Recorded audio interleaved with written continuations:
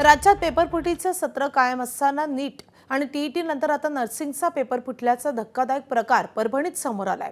Indira Gandhi ANM nursing स्कूलमध्ये महाराष्ट्र राज्य शुश्रूषा आणि परावैद्यक शिक्षण मंडळाची परीक्षा सुरू होती।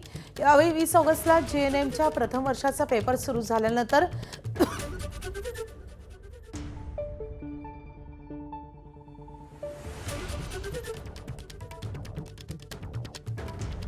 तर हा पेपर सुरू झाल्यानंतर सकाळी 10:29 परीक्षा पर्यवेक्षिका राखी चव्हाण यांनी व्हॉट्सअपद्वारे बहीण राणी चव्हाणला प्रश्नपत्रिका पाठवल्याचा आरोप होतोय। केंद्र निरीक्षक विश्वजित मठपती यांनी तपासणी केल्यानंतर हा प्रकार उघडकीस आलाय। या प्रकरणी राखी चव्हाण, राणी चव्हाण यांच्यासह 5 जणांवर नानलपेठ पोलीस ठाण्यात गुन्हा दाखल झालाय।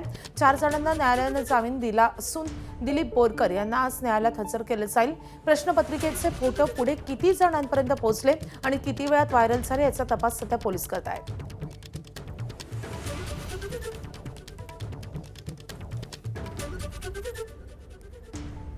तर परभणीमध्ये हा धक्कादायक प्रकार समोर आलेला आहे। नर्सिंगचा पेपर फुटलेला आहे। त्यामुळे ज्या प्रकारे गेल्या काही महिन्यांमध्ये पेपर फुटीची प्रकरणं समोर आली आहे, त्यानंतर आणखी एक प्रकार परभणीत घडलाय। नीट आणि टीईटी नंतर आता परभणीत नर्सिंगचा पेपर फुटलेला आहे। आता या प्रकरणी गुन्हा दाखल झालाय आणि पोलीस पुढील तपास करत आहेत।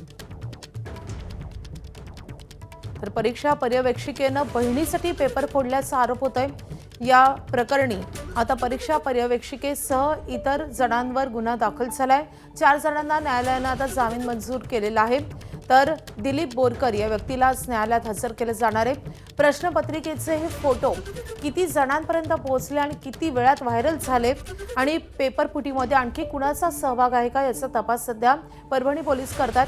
मात्र अत्यंत धक्कादायक प्रकार समोर आलेला आहे परभणीमधून।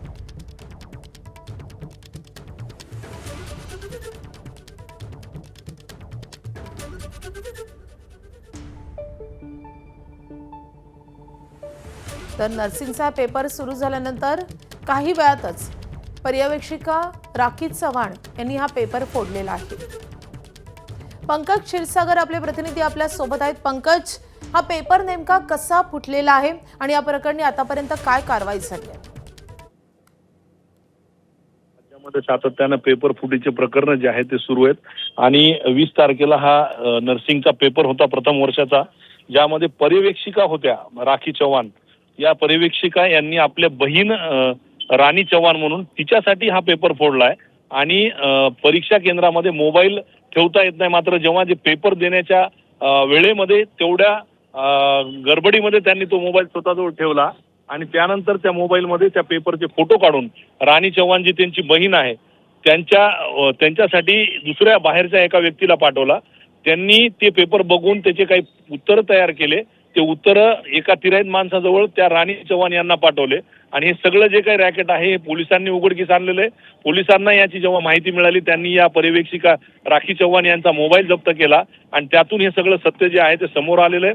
या प्रकरणामध्ये एकूण 5 जणांवर नानलपेठ पोलीस ठाण्यामध्ये गुन्हा दाखल करण्यात आलेला आहे। 5ही जणांना अटक करण्यात आलेली आहे। यातील राणी चव्हाण, राखी चव्हाण, त्याच्यानंतर दुसरे 2 जण यांना जामीन देण्यात आलेला आहे। तर एक जण ईश्वर बोरकर आहेत, त्यांना काल अटक करण्यात आलेली आहे। त्यांना आज न्यायालयासमोर हजर केलं जाणार आहे। मात्र चक्क बहिणीसाठी पर्यवेक्षिकेनेच पेपर फोडल्याचा हा धक्कादायक प्रकार समोर आला आहे। माधवी, धन्यवाद पंकज या सगळ्या सविस्तर माहितीसाठी।